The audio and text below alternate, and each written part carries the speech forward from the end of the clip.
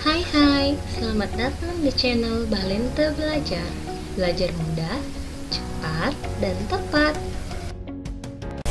Kingdom Plantae bagian pertama membahas tentang Bryophyta atau tumbuhan lumut. Kingdom Plantae atau tumbuhan merupakan salah satu organisme eukariotik multiseluler yang mempunyai dinding sel tersusun atas selulose. Selain itu, Kingdom Plantae memiliki klorofil yang berperan dalam proses fotosintesis.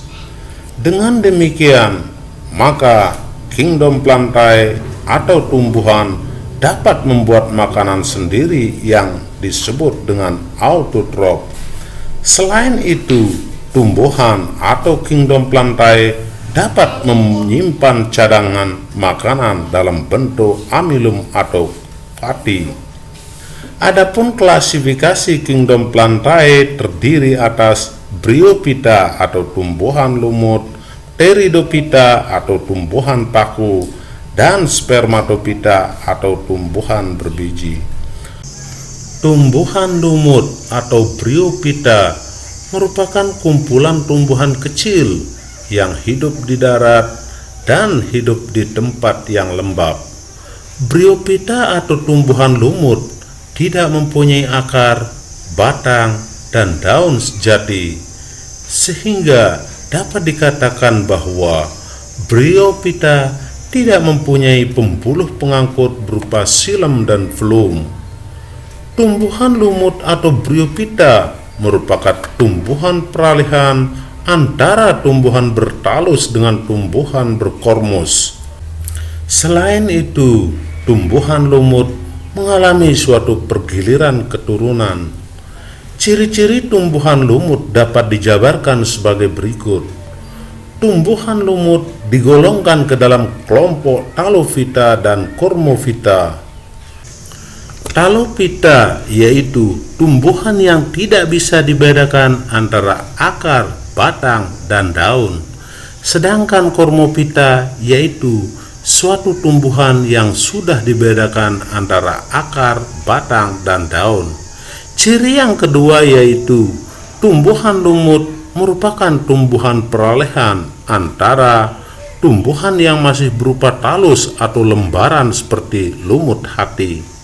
Tetapi ada juga yang sudah mempunyai struktur tubuh mirip dengan akar, batang, dan daun sejati, seperti pada lumut daun.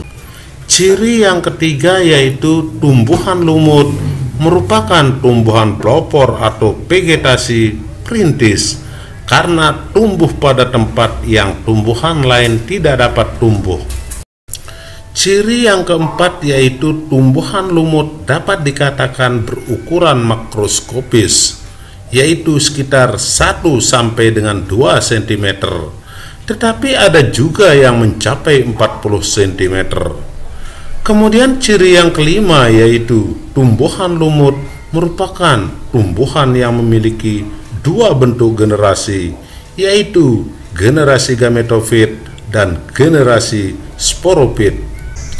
Adapun jenis-jenis tumbuhan lumut atau Bryophyta terdiri atas 3 jenis, yaitu lumut hati, lumut tanduk, dan lumut daun. Marilah kita perhatikan uraian atau penjelasan masing-masing jenis lumut. Yang pertama adalah lumut hati atau Hepaticopsida. Hepaticopsida merupakan jenis lumut yang bertalus dan berlobus berbentuk hati manusia dan termasuk tumbuhan berumah dua.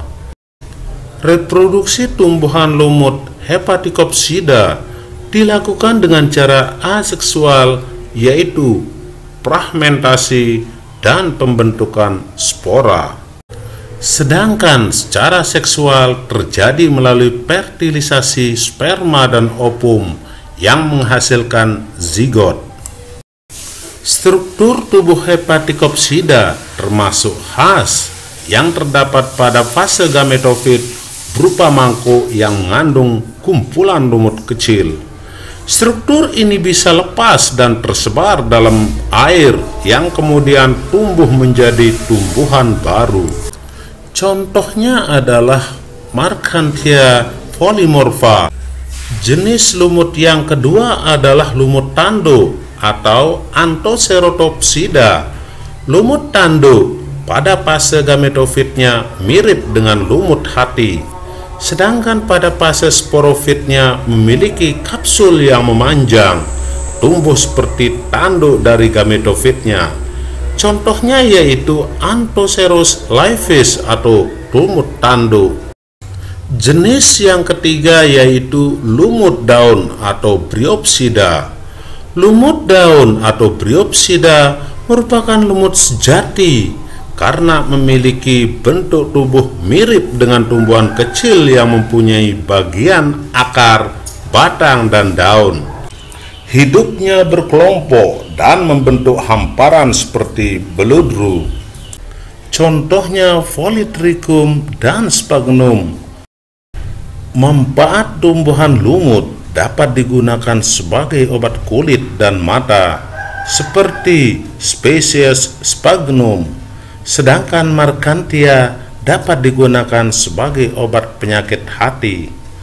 Pada beberapa tumbuhan lumut yang tumbuh di hutan hujan bisa digunakan sebagai penahan erosi dan untuk menyerap air. Selain itu juga lumut digunakan sebagai ornamen tata ruang. Like, request video, subscribe, dan share ya. Thanks for watching.